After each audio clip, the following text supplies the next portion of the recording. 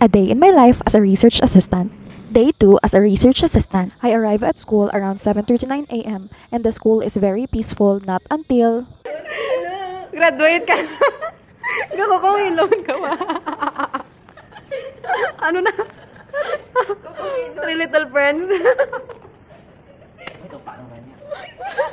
Kadama taring. Mayo pa si Vince. Chill, chill. Itong na. Ay. Saray, si tanaw kami yun. Graph TV, wala na dapat ginano mo. Yung kasi sa ano na mo. Trisha, ako nga tapan kay Permesa nag-ano, Permesa nag-react. Oh, sila, maganda, sila. Oy, welcome. Ha? Ano mo? Sa ano? Agoy. So wala, nagdugay ang peaceful nga environment kaya nag-abot na ang mga upod ko kag nagkinadlawanay na kami sa mga happenings samon before kami makaabot diri sa eskwelahan. After a short break kag sunluganay, balik naman kami sa work mode para matapos ang task before mag-lunch break.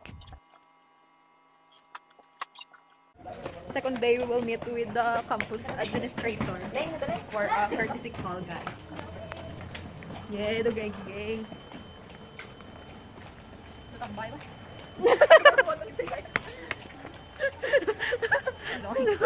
Lutang sa inyo.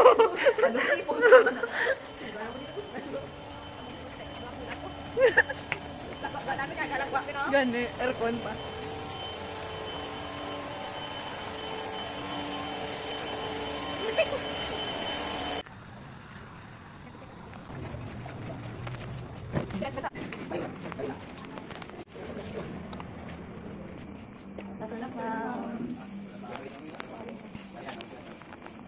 Sila kayo, sir. 30.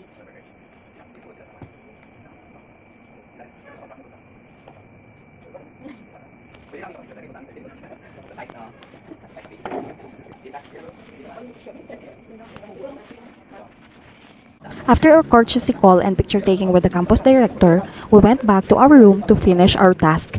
After pila ka oras, finally, it's time to go home na. Pero antes kami magpauli, we need to time out tanay.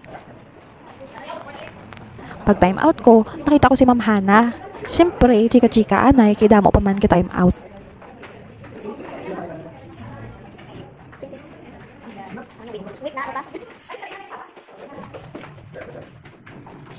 And that's it for today's video. Thank you for watching. See you on the next vlog.